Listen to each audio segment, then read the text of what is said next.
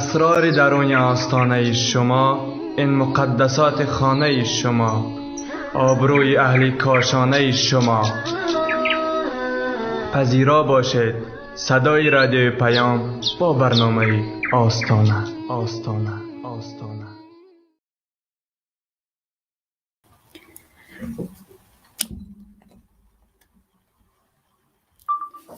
بسم الله الرحمن الرحیم. السلام علیکم و رحمت الله و برکاته. شنوندگان عزیز، امروز در روز جمعه، روزی که انشاءالله اجابت دعاها می باشد و روزی که روز عید هفته می باشد، باز با هم در صحبت آنلاینی در برنامه آستانه هستیم و موضوعی که برای شما انتخاب کردم این تهمت زدن به دیگران و مجازات آن می باشد. بیایید درباره تهمت زدن و اینچنین درباره جزای نفرانی که به دیگران نترسیده تهمت میزنند و اینچنین درباره شخصان تهمت شده که نباید از این رنجور باشند و این تهمت گرفتن و یا تهمت شدن هم خودش یک خصلت بود که به پیامبران هم رخ داده بود و به عزیزان دیگر هم رخ داده بود. همه اینها رو انشاءالله برنامه امروزه ما در بر میگیرد و درباره صحبت میکنیم. درباره تهمت زدن، پیش از همه معنای تهمت چی است؟ معنای تهمت این است که کسی را، کاری را کرده گوییم یا چیزی را گفته گوییم یا چیزی را به کسی نسبت دهیم در حالی که خودمان هم میدانیم که آن چیز، آن کار در آن نفر نیست و یا آن نفر کاملا از این تهمتی که ما کرده ایستاده مبرا است و شاید که از خاطرش هم نگذشته است. برای مثال کسی را به خائنی تهمت میزنند یا کسی را به دروغگویی یا کسی را به دزدی و یا کسی را به بیراهگی و یا هر تهمت دیگر که آن نفر اصلا سایه اش هم خبر ندارد که این کارها را کرده باشد یا اینکه از ذهنش هم نگذشته است که دست به این کارها زند. یعنی تهمت کردن، یک نفر را به چیز اتهام کردن نسبت کسی چیزی را گذاشتن در حالی که او از این چیز خبردار هم نیست و از این مبرا می باشد. و از همه چیزی که خیلی انسان را غمگین میکند در آن است که تهمت کردن در زمان حاضر با پیدا شدن اینترنت، با پیدا شدن چهره های نامعلوم تهمتگر خیلی دارد روز از روز وسیع می شود و مردم زیادی عادی هم ناآگاه خودشان بیخبر به تهمت یک نفر، به تهمت زدن به ناموس یک نفر آلوده می شوند و گمان هم می کنند که این چیز خیلی آسان است و باکی ندارد. این گپ‌هایی که ما در این باره گفته ایستادیم. و درباره تهمت زدن، اگر پیش از آن که در باره خطرهایش و چگونه شخصان تهمتگر به چه روزها در دنیا و آخرت گرفتار می شوند صحبت کنیم، بیایید بدانیم که هدف از تهمت چی است. یعنی نفرانی که تهمت می کنند و به یک نفر کاری که نکرده است یا چیزی که نگفته است یا صفتی که در او نیست به یک نفر این چیز را کاملا بالای گردن او میمانند و او را متهم میسازند. هدفشان چه است و چی سبب می شود که اینها به چنین کارها دست زنند؟ پیش از همه این یک نمودی بگوییم انتقام گرفتن نامردانه هست. بسیاری از نفرانی که دست به تهمت میزنند در وقت صحبت‌های آشکارا شدن و یا در وقت حق طلبی کردن از طرف مقابل حق خود را گرفته نمیتوانند و یا اینکه وقتی ضعف خود را، بی‌قوتی خود را در برابر رقیب خود حس میکنند دیگر دست به تهمت زدن میکنند. یعنی آنها وقتی که از روی حق خود را گرفته نتوانستند دیگر دست به سیاه کردن و تهمت زدن میکنند که این یک انتقامی نفرانی ترسو و جبان میباشد. آنهایی که دیگر طاقت ندارن یا گفتیم جرأت ندارن که از روی حق خود را ستانند، لیکن آنها از طریقه تهمت بالای رقیب خود و یا بالای نفری که با او مشکلی دارند تهمت را بار میکنند و گمان میکنند این طور آنها میتوانند حق خود را ستانند. از طرف دیگر البته که بعضی ها فقط از سبب اینکه حسادت زیاد دارند و یا اینکه قلبشان پر حسد هست نسبت یک نفر، دیگر نمیتوانند تعریف او را گوش کنند، دیگر نمیتوانند پرواز او را شاهد باشند و وقتی که مدح یک نفر را میشنوند و یا با چشم خود میبینند که یک نفر خیلی دارد پیشروی میکند، یک تهمت را بالای او بار میکنند و اساس مقصد هم از این تهمت بجز حسادت چیزی دیگری نیست. برای همین خیلی زیاد میبینید که همکارانی که در یک جاده با هم کار میکنند و یا گفتیم با هم رقیب هستند و یا زنهایی که در یک مکان هستند و همه میخواهند پیشروی کنند، وقتی از بین آنها یک نفر پیشروی میکند یا یک نفر را زیاد تعریف میکنند، دیگر حسادت آنها و سبب می شود که به تهمت کردن دست زنند. یعنی زیادی از نفران تهمتگر اگر از روی انتقام نباشد، از روی حسادت خود به آن طرف تهمت میزنند. و البته دشمنی هم هست که نفران زیاده فقط به خاطر دشمنی، حسد هم ندارند، فقط به خاطر عدوان دشمنی و بدبینی به یک نفر تهمت میزنند در حالی که خودشان میدانند.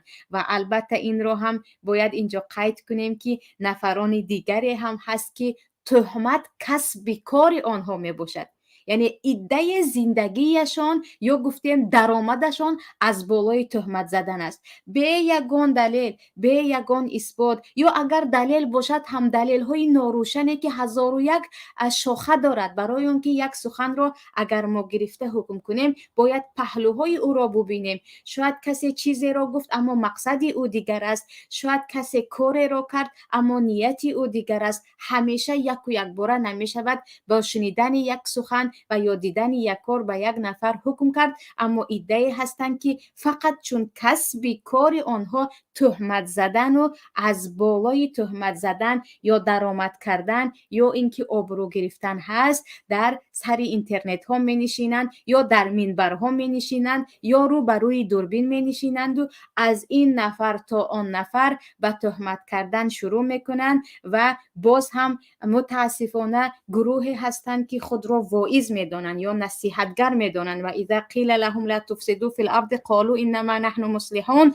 در تفسیر همین آیت که وقتی به آنها گفته می شود که چرا در روی زمین فساد کاری میکنید، چرا در بین مردم فساد کاری میکنید، آنها میگویند که انما نحن مصلحون، ما اصلاحگران هستیم، ما فساد نکرده ایستادیم بلکه ما در بین مردم اصلاح کرده ایستادیم. و در تفسیر همین آیت در ابن کثیر سخن سلمان فارسی را می آورند که سلمان فارسی میگویند این گروه مردم هنوز پیدا نشدند، همین گونه مردم هم پیدا میشوند که فساد میکنند و فساد میکنند. وقتی به آنها میگوید که این گونه فساد نکنید، میگویند نه ما اصلاح کاری کرده ایستادیم. یعنی ایده از روی حسادت، ایده از روی دشمنی، ایده برای انتقام، ایده دیگر کسبشون، زندگیشون، درآمدشون، دیگر هابیشون گویم هم می شود چون تهمت کردن است. با تهمت کردن خود دیگر دارند زندگی خود را دوام میدهند و متاسفانه بعضی ها گمان میکنند که این کارشان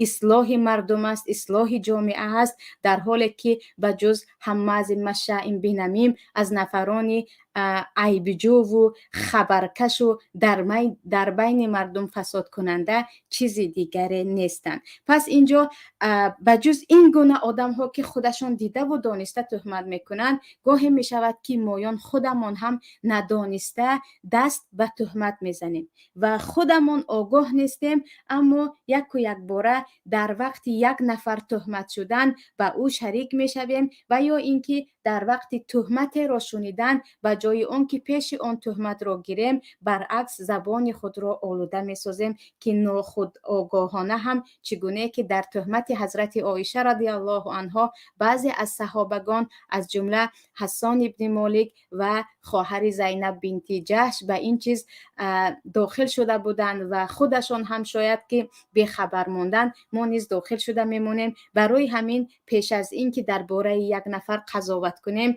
اولا باید خود من فکر کنم که آیا این چیزی که من گفته ایستادم در حقیقت یک دلیل ثابت دارد یا بدون دلیل، فقط با شنیده خود و یا با گمان بدی خود و یا از اینکه یک نفر این چیز را به من چنان ساخته ایستاده است که گویا حقیقت دارد اما در اصل حقیقت ندارد، من بالای یک نفر قضاوت کرده ایستادم. اما اگر به آیت های قرآن کریم نگریم عزیزان و یا به احادیث پیامبر صلی الله علیه و سلم نگاه کنیم، آیت هایی که درباره تهمت کردن و احادیثی که درباره جزای تهمتگران آمده است تقریبا شمار ندارد و علل خصوص در سوره نور که در آنجا قضیه تهمت شدن حضرت عایشه رضی الله عنها هست، پی در پی آیت ها درباره تهمتگران می آید. ان الذين يحبون ان تشيع الفاحشه في الذين آمنوا لهم عذاب علیم في الدنيا والآخره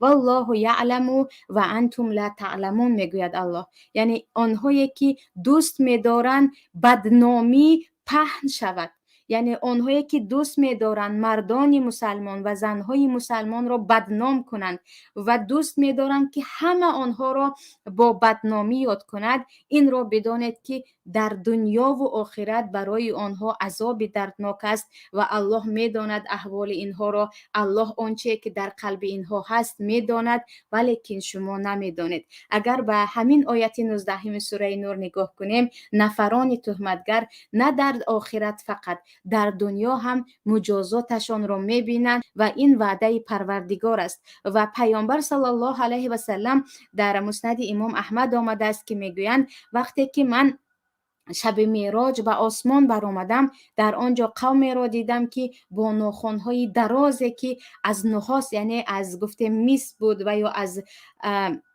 متال های خیلی تیز بود، دیدم که چهره های خود را و صدرهای خود را، سینه های خود را می خراشیدن و وقتی گفتم که اینها کی باشن یا جبرائیل، مگر انسان با ناخن های دراز خود، آن هم با ناخن های برنده خود می تواند چهره خود را و سینه های خود را اینقدر بخراشد و چاک کند؟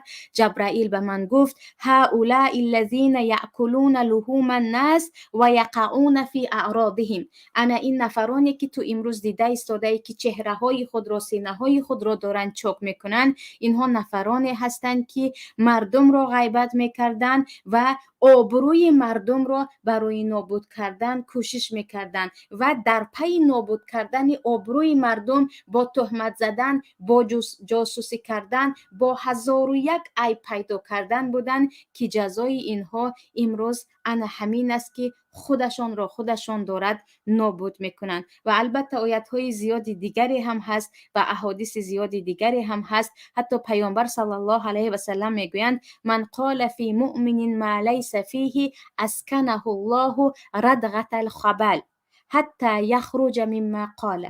هر کسی که درباره مؤمن چیزی میگوید که در او نیست، یعنی یک مسلمان را وقتی تهمت میکند، الله او را در مکان جای میدهد که نامش ردغه الخبل میباشد و ردغه الخبل این وادی هست که در آنجا فساد و چرک و زرداب های اهل دوزخ به آنجا میریزد و یعنی در بدترین مکان، حتی اینکه گفتیم در پسمانده های آب اهل دوزخیان زندگی میکند، تا اینکه حتی یخرج مما قال، تا اینکه از آن چیزی که گفت دیگر او از آن براید، یا اینکه تا زمانی که همان نفری که تهمت کردی آن نفر اومده این را ببخشد یا از نیکی های این نفری گناهگار به او دهند و یا از گناه او به این نفری تهمت کننده دهند. و در این باره خیلی که گفتم احادیث زیاد است، علل خصوص سخنهای گوهربار علما که میگویند هرگز گمان نکن که کسی را تهمت کردی با همین تمام است. پیامبر صلی الله علیه و سلم میگویند خمسون لیس لهن کفاره، 5 چیز است که اون کفاره ندارد: شرک بالله و قتل النفس بغیر حق او بهت مؤمن او فرار یوم الزحف او یمین کاذب، یا اینکه قسم دروغ. این 5 چیزی است که کفاره ندارد. یکی شرک کردن به الله، شرک آوردن که تا توبه نکردی هرگز تو داخل جنت نمیشوی. دیگر یک نفر را از روی ناحق کشتن، دیگر تهمت کردن به مومن، دیگر گریختن در روز جنگ که مسلمان ها با دشمن بودن، دیگر قسم خوردن بر دروغ و کسی را حقش را گرفتن. و اینجا وقتی میگویند این کفاره ندارد، معنایش این است که وقتی تهمت کردیم با همین تهمت دیگر تمام نه، یعنی گویا که من تهمت کردم و دیگر چیزی نیست. حتما نفر تهمت کننده باید اصلاح شود، اول به پروردگار توبه کند، ثانیاً در هر جایی که آن نفر را تهمت کرد و در حقش چیزهایی که نبود گفت او را با تعریف کردن جبران خاطر او کند. برای همین ابولیث سمرقندی حتی میگویند من بزرگترین گناه را در بهتان میبینم.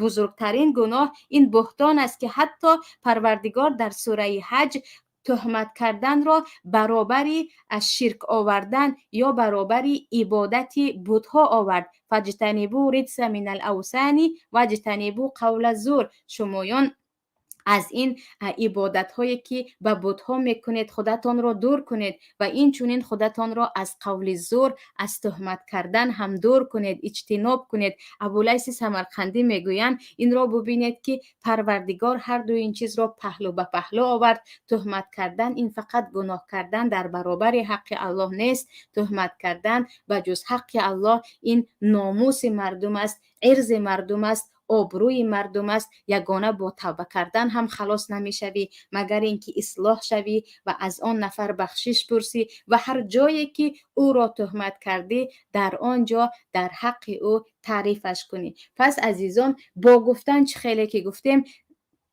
با زبان گفتن ما تهمت را به دهانمان آوردن و یا اینکه نفران زیاده به یگان ترس در از یک نوار یک مقطعی خوردش گفتیم 1 دقیقه اش رو میگیرند، بعد از این گمان میکنند که با همین تمام آبروی اون نفر را بردن، در حالی که اگر کاملا نوار را دیدیم اونجا مقصد چیزی دیگر است. و یا صحبت یک نفر را یک جمله اش را میگیرند و در همه جا پهن میکنند که فلانی چنین گفت، اگر آن صحبت را از خود گوینده شنیدیم موضوع دیگر است. و یا در عائله ها هم خیلی زیاد به این مصیبت گرفتار میشویم.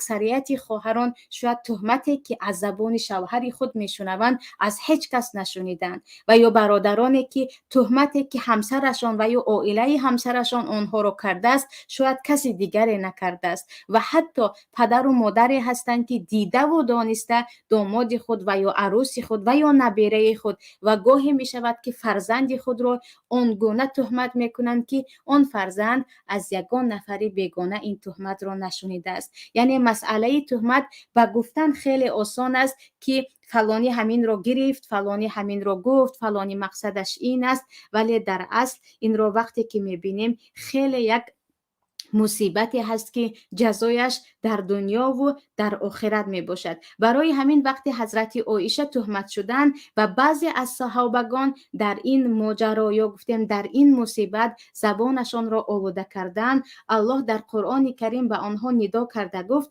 اذ تلقونه بالسنتکم و تقولون بافواهکم ما لیس لکم به علم و تحسبونه هینا و هو عند الله عظیم. شما به زبانتان می آورید میگوید گویا که هیچ چیزی نیست، لیکن علم نداره در این باره، یعنی در مسئله حضرت عایشه در حالی که علم ندارید، اثبات و دلیل ندارید، او فلان کار را کرده است، او به چنین گناه دست زده است، گویان به آسانی به زبانتان آورده گشته اید در حالی که گمان میکنید این چیز آسان است، گناهی ندارد و هو عند الله عظیم، در حالی که این در نزد الله خیلی از گناه بزرگ است. این بهتان است و جزای نفرانی که تهمت میکنند در دنیا و آخرت مهیا هست مگر اینکه آن نفر توبه کند و اصلاح شود و بخشش پرسد. پس اینجا مسئله که ما باید خیلی در این باره فکر کنیم که اساساً صحبت نباید درباره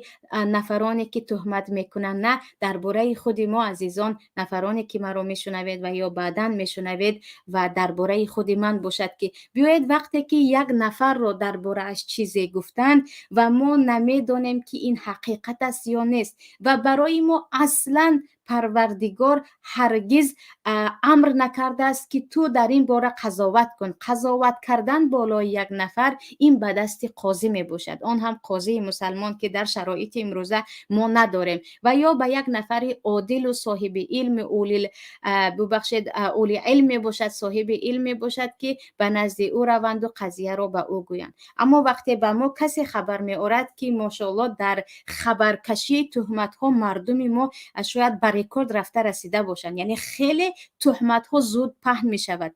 یک نفر شاید 1000 بار صحبت کرده باشد، صحبت هایی که فایده دارد، کسی او را نمی شنود، اما یکی همان نفر کسی را تهمت کرد تمام مردم او را می شنوند. و در وقتی خبرکشی تهمت ها که فلانی را چنین دیده اند، چنین گفته اند، چنین کرده است، مردم هم با یک خوشخبری یا خوشحالی گویا که مژده میگیرن، از این چیز به گفت ترک‌ها سیونج میگیرن، یگان چیزی برای خوشخبری هدیه میگیرن، از اینجا به آنجا خیلی دوست میدارن خبرکشی کنن. و وقتی برای ما خبری آمد که فلانی چنین شده است، فلانی را با کسی دیدن، فلانی در حقیقت چنین انسان بوده است، او چهرهش را تا هنوز پنهان کرده میگشته است، آیا خبر دارید که فلانی را در چنین حالت دیدن که در این باره خیلی سخنها زیاده است، مبادا ببخشید یک باره ما هم به این شریک شده آره چنین بوده است، من هم اکنون فهمیدم، این را به دیگران میگویم، گویان دویده این را گرفته، ما هم به خبرکشی شروع نکنیم. برای همین هم الله در همین قصه حضرت عایشه وقتی گفت که چرا اینقدر به آسانی به زبان می آورید در حالی که این گناهی بزرگ است، در دوامش میگوید ولولا اذ سمعتموه قلتم ما یکون لنا ان نتکلم بهذا سبحانك هذا بهتان عظیم. کاش ای مؤمنان وقتی شما تهمت رو میشنیدید، به جای از این گوش به آن گوش خبر دادن، از این دهان به آن دهان گذرانیدن، کاش میگفتید که ما یکون لنا ان نتکلم به هذا، سزاوار ما نیست که ما در این مسئله اینقدر زود قضاوت کنیم، باید این مسئله اول تحقیق شود، ما در این باره چیزی نمیگوییم. سبحانك، سبحان الله، این خیلی بهتان عظیم است، این خیلی از تهمت بزرگ است. یعنی الله در این سوره برای ما یاد می‌دهد که وقتی تهمت را شنیدید، خبر را شنیدید که درباره آبروی یک نفر هست که به دوست یک نفر را متهم کردن، یک نفر را با یگان اعضای گروه هایی که او از او نیست متهم کردن، یک نفر را با بیراهگی و یا فروخته شدن و یا به گفتی خودمان بز و چیزهای دیگر متهم کردن، بیاید اولا بگوییم که ما یکون لنا ان نتکلم بهذا، من علم ندارم، تو هم علم نداری، این فقط شنیده ها هست، بیا از شنیده خود اینقدر زود قضاوت نکنیم، کمی فکر کنیم. اگر دلیل دارد، یعنی در حقیقت اگر اون نفر به همین کار دست زده است، پس این چیز خواه و نخواه آشکار می شود، اما آشکار نشد، پس ما مأموری جاسوسی کردن، عیب یک نفر را پیدا کردن و آن را از این گوش به آن گوش خبر دادن نیستیم که این آداب مسلمان ها هست و این آداب هست که قرآن کریم این را به ما یاد می دهد. و خیلی که گفتم خیلی زیاد هستند که به محض آن که خبر را شنیدن که آن تهمت است، به یگان تحقیق کردن، به یگان پیگیری کردن، حتی فکر هم نکردن که اگر من در این تهمت حالا شریک شوم جزای من چی می شود، آیا من به همان آیت ها و احادیث پیامبر داخل می شوم یا نه ما رو هم آن را می گیریم، یک باره میگابایتی میه سر یا ماینه سری ما خیلی این چیزها رو خیلی زود به خود به گفتی روزها سکچت میکند، بعدا زود این رو به دیگران میرسانیم، دیگران هم میگیرند و به دیگران میرسد و یک نفری مظلوم بیچاره که حتی سایش هم خبر ندارد و در کنج خانهش نشسته است، بیخبر از آن است که چقدر تهمت‌های را بالای او زده ایستادند و گفته ایستادند، چگونه که مادرمان حضرت عایشه رضی الله عنها در کنج خانه همسر خود بودند و اینقدر شایعه درباره‌شان که قصه افک مشهور است پهن شده بود و پروردگار تمام مسلمان ها را عتاب کرد که نباید این گونه کنید. اولا باید کسی که تهمت کرد حتما باید 4 شاهد بیارد. اگر 4 شاهد نداشته باشد فجلدوهم 80 جلده، 80 دره باید به او زده شود تا اینکه دیگر زبان به تهمت دیگران نآلاید.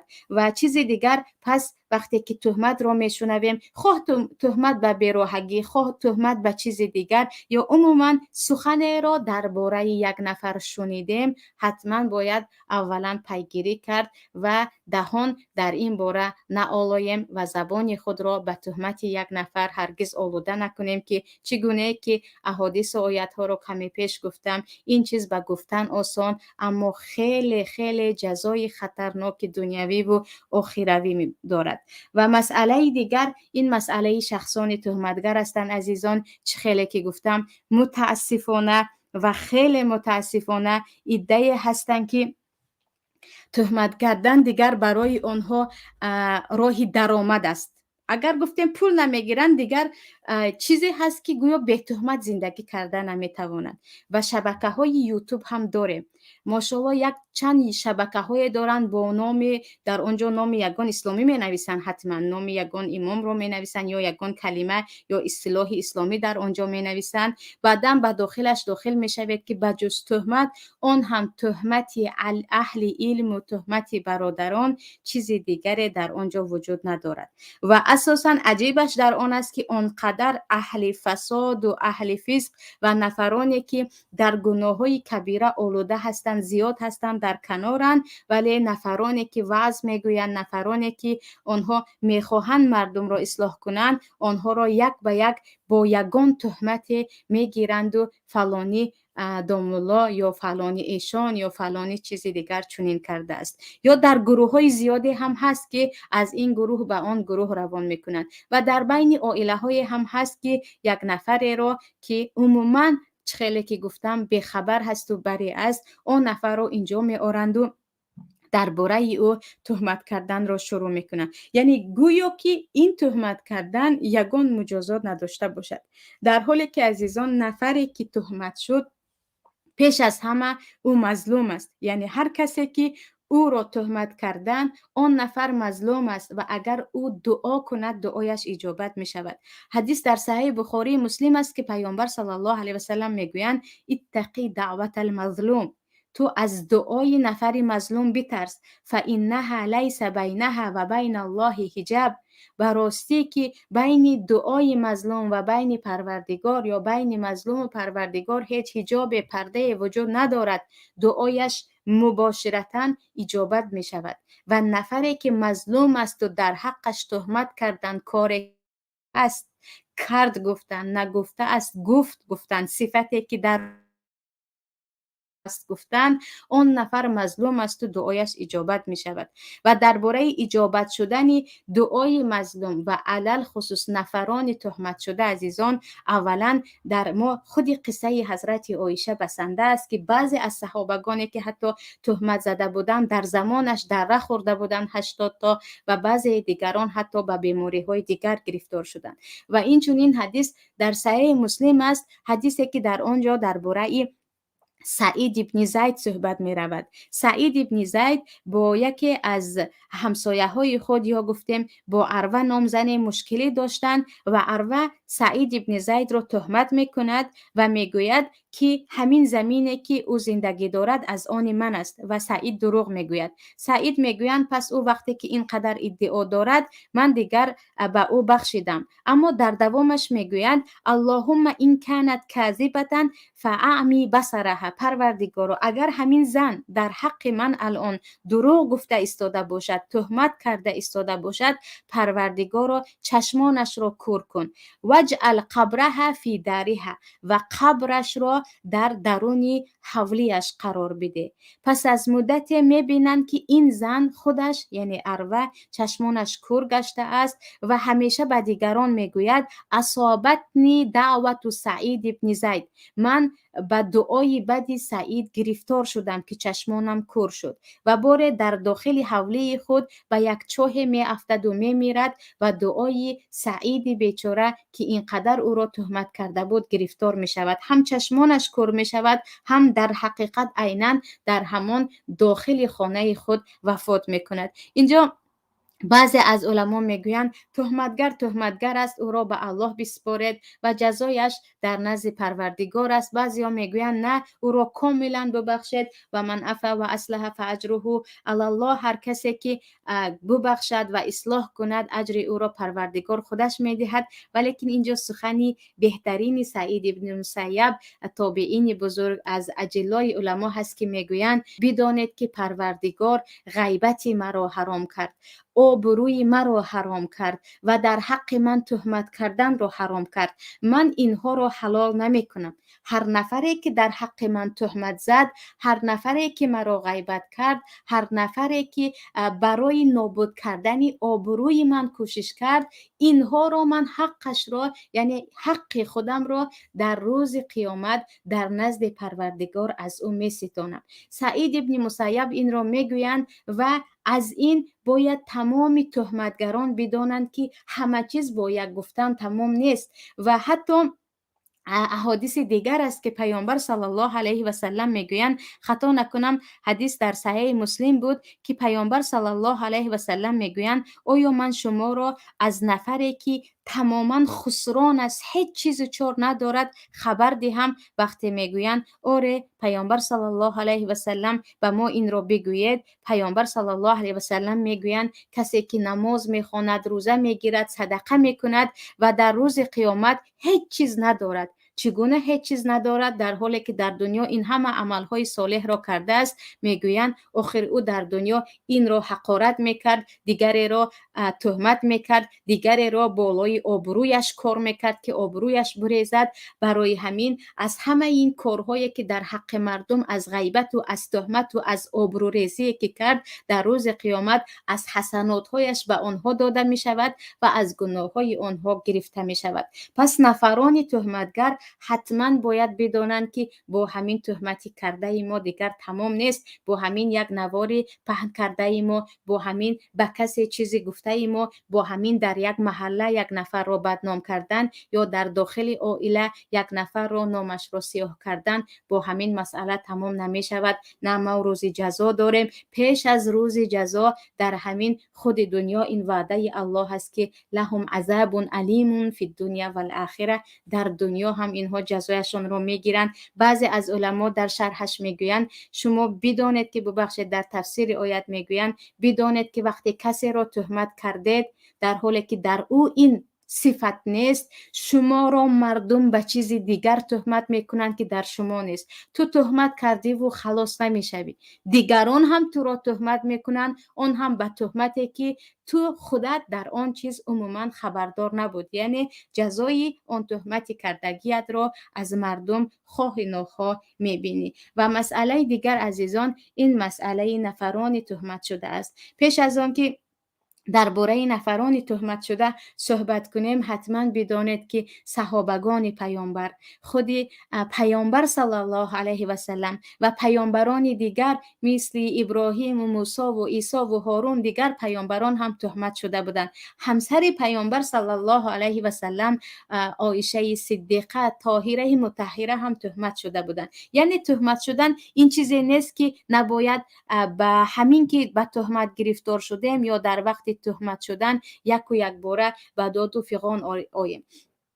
برای آنکه پیامبر صلی الله علیه و سلم هم گاهی تو ساحر هستی، جادوگر هستی، گاهی مجنون تو دیوانه هستی، گاهی باشد تو ابتر هستی، بی فرزند و عقیم هستی، گاهی باشد تو دیگر تماما اون چیزی که میگویی کذاب هستی، گویان تهمت کرده بودند. و این تهمت هایی که بالای پیامبر صلی الله علیه و سلم شده بود کم نبود و چه خیلی که گفتم صحابگان زیادی دیگر را تهمت کرده بودند و حتی همسران پیامبر و علل خصوص حضرت عایشه را تهمت کرده بودند. تهمت بالای هر یک مرد یا گفتیم تهمت بالای هر یک نفر آمدنش بدون یگان شک حقیقت دارد، چون بالای بهترین خلق بشر آمده بود. اما در حق نفرانی که ما را تهمت کردند اینجا دو راه هست. یکی این است که آنها را ببخشیم و بگوییم که پروردگار من کوچکتر از آنم که نفری را به خاطر من عذاب دهی، که این بالاترین درجه تقوا هست و بالاترین درجه گفتیم صالح بودن است. اما راه دیگرش این است که خیلی که سعید ابن مسیب میگویند باید بگوییم که آنهایی که تهمت کردید زبان شما آلوده شد، اما من حقم را حلال نمی کنم و در روز قیامت در پیشگاه پروردگار از گریبان شما میگیرم و پروردگار شکایت میکنم که این بنده ات چه حق داشت که در حق من تهمت کند، برای نابود کردن آبروی من که به آسانی به دست نآوردم اینقدر تهمت ها را بالای من بسازد که سعید ابن مسیب میگویند من هرگز حقم را بالای تهمتگران حلال نمی سازم. ولیکن خیلی که گفتیم هرچی باشد هم تهمت نباید ما را بشکند، در حالی که تهمت بالای آنقدر عزیزان آمده بود. ولیکن هرچی کنیم هم دیگر انسانیت هست. برای همین حضرت عایشه چگونه که در صحیح بخاری آمده است میگویند بعد از شنیدن آن تهمتی که بالای من منافقین کرده اند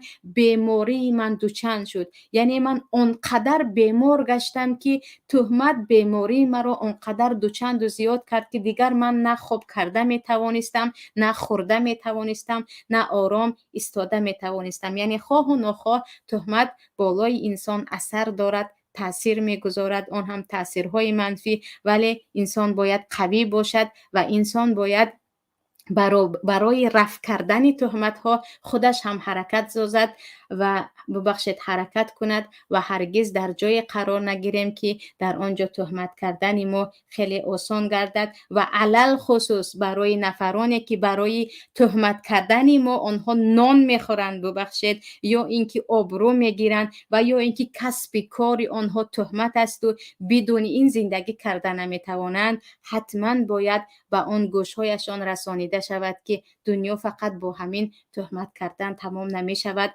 حق نفری که شما تهمت کردید این حق در دست الله هست و پروردگار حتما از این بنده مظلوم خود انتقام خود را خواهد گرفت. و اینجا عزیزان میپردازم به قسم سوال ها و در ادامه سوال ها چیزهایی که مبادای نگفته ماندم حتما خواهم گفت. سوال یکم، اگر عیب یک نفر رو بگویی که در حقیقت این عیب رو دارد آیا این هم تهمت می شود؟ اگر عیب او را در نبودنش گفتید این غیبت می شود، چگونه که در حدیث کاملا این صریح آمده است که پیامبر صلی الله علیه و سلم میگویند غیبت این است که در عیب برادرت را گویی در حالی که او وجود ندارد. اگر میگوید اگر عیبش نباشد چی میگویند؟ تهمت کرده ای. یعنی عیب یک نفر را به دیگران گفتن شما این غیبت است که غیبت هم مثل تهمت گناهی کبیره است و در بارش در سوره حجرات آمده است و احادیث پیامبر صلی الله علیه و سلم خیلی زیاد است. اما برویش گوییم چی؟ یعنی به یک نفر به چهرهش نگاه کرده عیبش رو گوییم چی؟ اینجا فرق میکند. حتما باید اگر شما مقصد از عیب او را گفتن مقصد اصلاح کردن او باشد، این دیگر طریقه گفتن نفر اصلاحگر فرق میکند. یعنی وقتی میخواهید یک نفر رو از عیبش آگاه کنید و او را اصلاح کنید، این با مسخره کردن و طعنه کردن و او را یعنی به یک حالتی در نزد شما شرمندگی آوردن نمی شود. نصیحت چیزی هست که پنهانی است و نه اگر با جهر و با آواز بلند عیب یک نفر رو گفتیم، البته که اینجا طعنه زدن می شود و طعنه کردن و همازی مشایم بینمیم همون نفرانی عیب جوینده هست در حقیقت رو پیدا میکنند، اما مقصدشان اصلاح کردن نیست. مقصدشان شرمنده ساختن آن نفر است که اینها را هم الله در قرآن کریم گفته است که اینها چی هستند؟ هممز هستند، لومزه هستند مشاء بنمیم هستند. لیکن اگر شما گفتید من آن نفر اصلاح کردنی میخواهم،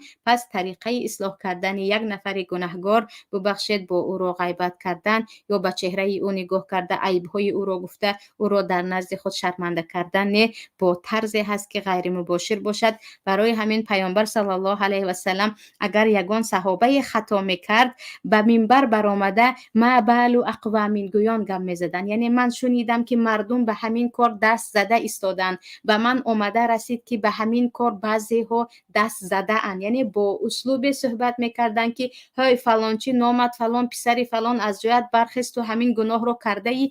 این چیزها در حیات پیامبر، در سنت پیامبر، در اصلاح پیامبر، در حکمت پیامبر وجود نداشت. اصلاح یک نفر با نام او را گرفته در بین مردم صدا زده از جایش برخیزانیده با شرمنده کردن نمی شود. سوال دیگر، یگان کس شما را تهمت کند با او چگونه باید مناسبت کنیم؟ در آخران در همین باره صحبت کردم. سوال کننده عزیز که یا می توانید او را عفو کنید که بالاترین درجه انسانیت و مؤمنی و تقوا است که او را می بخشید و می گوید پروردگار من او را بخشیدم، اجر شما هم به دست پروردگار می شود و پروردگار اجر شما را می دهد. یا اینکه انتقامتان را می گیرید از او، در همین دنیا براءت خود را اثبات می کنید تا اینکه دروغگویی او اثبات شود. چگونه که همین گونه در سوره نور برای نفرانی که تهمت کردند و 4 شاهد نآوردند الله میگوید آنها را 80 دره بزنید و این چنین هرگز دیگر شهادت آنها را قبول نکنید برای آنکه ولا تقبلوا لهم شهادتا ابدا و اولئک هم الفاسقون. میگوید در سوره نور آیه 4 آنها دیگر از جمله فاسقان هستند. بگذار مردم بشناسند که اینها تهمتگرند، سخن آنها را باور نکنند مگر اینکه آنها توبه کنند. یا اینکه اگر علاج نیست دیگر میگوید در روز قیامت من حقم را از او میستانم. سوال دیگر، حاضر در تاجیکستان ماده شده است که به خانه عروس یگان خویشاوندش بیاید پاییده ایستاده ویدیو میکنند و در یوتیوب پخش میکنند. آیا همین کار جایز است؟ اگر حقیقت داشته باشد به همه جا پخش کرد. چرا ویدیو میکنند؟ راستی گپ من نفهمیدم که به خانه عروس یگان خویشاوندش بیاید یعنی با خویش و تبارش صحبت کردن را یا اینکه با او سلام علیک کردن را.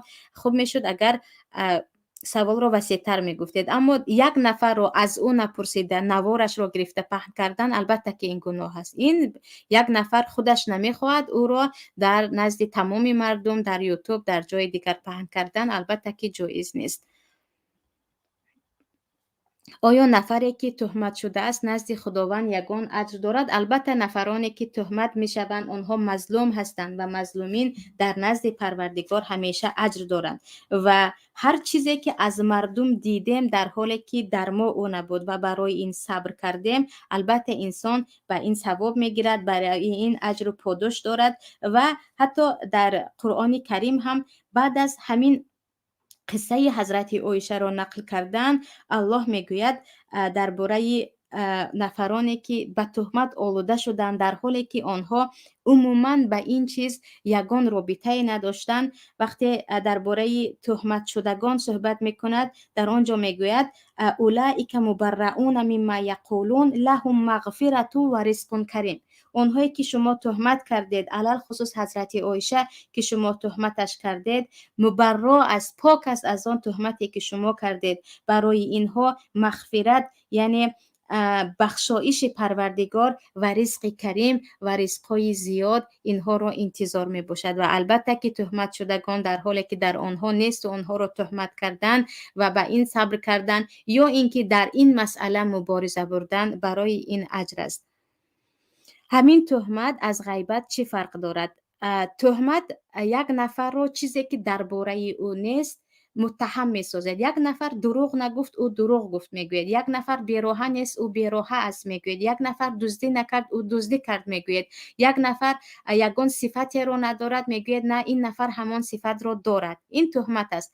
غیبت باشد عیب یک نفر را یا چیزی که یک نفر عموما نمیخواهد که شما در نبودنش بگویید به دیگران رفته میگوید. یعنی غیبت اون حقیقت یک نفر را در نبودنش به دیگران گفتن است. تهمت اون چیزی که یک نفر حتی ندارد بالای او بار کردن می باشد.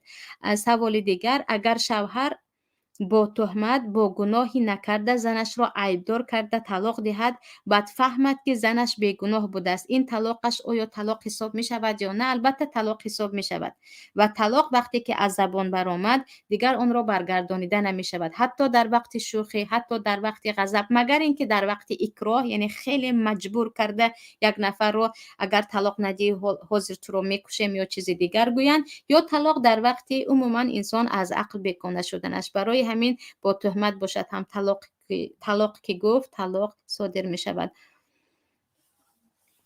سوال دیگر، همسایه من دائم مرا به هر بهانه به کارهای نکردگیم متهم کرده جنگ می کند. تو این کار را کردی، اون کار را کردی گفته همه موسرای خانهش را به باغ من می پرتاید. مرده بز و گوسفندانش پوستک و همه موسره که یافت به حوله ما می پرتاید. حیرانم چی کار کنم. البته در این وقت شما دیگر دستتون رو ببر کرده نیستید، از پیش شوید. شما می توانید اگر در تاجیکستان هستید هر کجا باشید به رئیس محله از او شکایت کنید. نگفتید رئیس محله هم مثل همین خودش هست، به خویش و تبار خود، به خویش و تبار او، به همه می توانید از این انسان شکایت کنید. وقتی به داد آمدید در زمان پیامبر هم وقتی یک نفر آمده به پیامبر صلی الله علیه و سلم میگوید که من دیگر به داد آمدم از اخلاق بدی همسایه‌ام، پیامبر میگویند همه چیزهای خانه‌ات را به کوچه برار و هر نفری که تو را پرسید که چرا اینقدر چیز و چارت را به کوچه کاریده‌ای بگو که از دست همین همسایه‌ام دیگر نمیتوانم در خانه‌ام زندگی کنم. شاید همسایه‌ات از این کار شرم بدارد، از گفته مردم شرم بدارد و این کارش را بس کند و آن نفر حتما همان گفته پیامبر را اجرا میکند و دیگر آن همسایه شرم دارد و میگوید نه چیزهایت را به خانه بیار، من دیگر کار ندارم. یعنی با این گونه انسان ها، یعنی به یک ظالم گاهی می شود که اگر به یک ظالم شما زبانتان را بسته آرام گرفتید، ظلم او دوچند شدن میگیرد. برای همین حتما دست به کار شوید، ببینید که از کدام راه می توانید این انسان را تغییر دهید. هیچ علاج نیافتید، حتی توصیه میکنم که می شود خانه را تغییر داد، برای اون که این گونه همسایه ها دیگر انسان را خیلی از اجلش پیشتر هم میکشند. سوال دیگر، شوهرم در روسیه است، من خودم در مکتب کار میکنم. کدام بدبخت مرا با همکارم میگردد گفته به خشتامنم خبر کشیده است. این گپ را در چند جای گفت و شنید کردند. حالا در نزد شاگردانم و والدان آنها شرمنده ام، هرچند که کار را نکرده ام. حالت روانیم نهایت بد. در دهات کار کردن خیلی مشکل. شما چی مصلحت میدید؟ پیش از همه وقتی که این تهمت است و شما خودتان 100% میدونید که تهمت است، نباید شرمنده خود را حس کنید. برعکس سرتان را بالا کنید، بگذار شرمنده شوند نفرانی که شما را تهمت کردند، چون شما به این کار دست نزدید. چیزی دیگر وقتی میگوید خیلی از این حالت یعنی عصبانی میشوم، این طبیعی است. حضرت عایشه هم خیلی عصبانی شده بودند. دیگر انسان روان دارد، انسانیت هم قلب و احساس دارد. گاهی میشود که بعضی از تهمت ها یا بعضی از معامله های مردم شما را به جای می آورد که طاقتتان طاق می شود، ولی شما وقتی که در این باره 100% دلیلتان هست و میدانید که مبرا هستید، حتی شما می توانید با همین همکارتان در بگویید که بخشتامنتان گوید و یا اینکه در بین شاگردان خودتان صدایتان را بلند کنید، بگویید که هر کسی که این تهمت را کرده است با من دشمنی دارد و من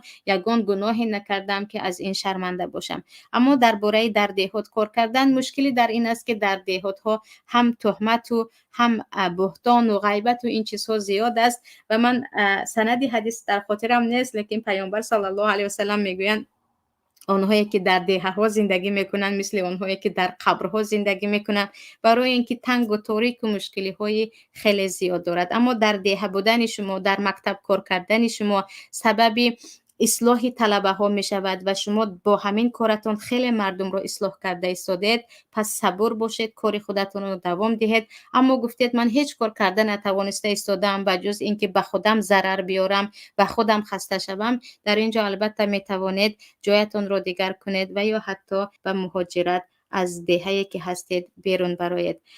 سوال دیگر: یک جوره خودم رو KGB دعوت کند برای نجات دادن خودش بر دروغ مرا تهمت کرده به KGB معلومات داده است. با گناهی اخوان المسلمین بودن به 5 سال زندان شدم. 3 سال ششته عفو شده برآمدم. حیاتم را سوخت. بسیار равно туремчик شدم. این تهمت نهایت بد بوده است. نیکتو نه застрахован نوشتن در آخرش با روسی. این مسئله ای که برادر شما رو یا جوره شما رو KGB مجبور کرد، برادر عزیز، این کاری آنها هست. آنها همه رو مجبور میکنن. شاید اینجا حتی جوره شما یگان خیلی گناه هم ندارد. او رو آنقدر زدن یا آنقدر تهدیدش کردند و گفتن که همین گپ رو نویس و امضا کن، او چاره دیگری نداشت. برای همین پیش از اینکه از جوره خودتون خفه شوید یا اینکه از او برنجید، باید سببش رو بدونیم که شاید دیگر چاره‌ای نداشت که عیناً همین حادثه به بسیاری از خواهر و برادران رخ داده است. اما اینکه گفتید بسیار равно туремчик یا اینکه من همون دیگر زندانیم، در زمان حاضر خواهر و برادران عزیز، اون کسی که زندانی است او حقگو است، او دیگر قهرمان است. هرگز توریمچیک هایی که به خاطر حق و حتی به خاطر اخوان المسلمین، حتی به خاطر سلفیت، حتی به خاطر چیزی دیگر شما رو از این که شما دشمنی دولت گفتند و شما رو از طرفان مخالف گفتند، اگر شما رو زندان کرده باشند، هم هرگز نباید از این خود رو روح افتاده حس کنیم. امروز فقط نفران حقگو، نفرانی که در راه پروردگار هستند یا نفرانی که برای خود را آزاد کردن از دست یک گروه مظلومین می جنگند و تلاش دارند، آنها را دارند زندانی میکنند که زندانیان امروزه ما هرگز توریمچیک یا اینکه هرگز یک مردم پس نیستند، بلکه تاج سر ما قهرمان های هستند که برای حق داخل زندان ظالمین گشتند. سوال دیگر: السلام علیکم و رحمت الله. آیا گمانی بد کردی این چند بار آن آدم به آن کارها مشغول بود؟ آیا تهمت است نکرده باشد این دفعه؟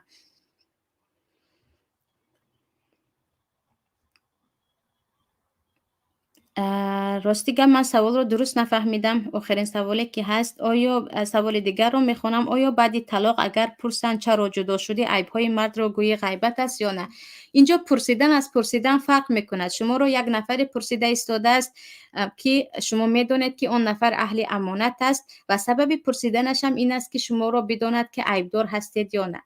یعنی بعضی ها رو مثلا تو خودت، بعضی مردهایی هستن که زن رو خیلی عیبدار کرده طلاق میدهند. زن در اینجا اگر عیب شوهرش رو نگوید، همه گمان میکنند که این زن به خاطر بی‌روحه بودنش و یا یگان گناه دیگرش طلاق گرفت. برای همین اینجا وقتی فهمیدید که اگر شما سبب اساسی رو نگفتید، خودتون به تهمت واقع میشوید، همه عیب ها رو نگو، یگان اشاره کنید که همین مشکلی بود. اما اینکه اون نفری که از شما پرسیده ایستاده است، او فقط مقصدش عیب شوهر پیشتره شما رو گرفته به همه آوازه کردن و دیگر به گفت خودمون گپ رو از گپ خزانیدن باشد، در اینجا گوید دیگر مسئله زن و شوهری هست. در همه خانه ها طلاق هست، در خانه ما هم طلاق شد که این بهترین صفت است که پس از طلاق عیب های همدیگر رو بپوشیم و زندگی رو همچون زن و شوهر که دوام داده نتوانستیم، همچون خواهر برادر مسلمانی و دو نفر، دو انسانی که دیگر در حق همدیگر بدبختی رو نمیخواهند، زندگی رو دوام دهیم. اینجا بعضی سوال بود شاید که یگان خیلی به موضوع رابطه نداشت و من هم به آن جواب ندادم.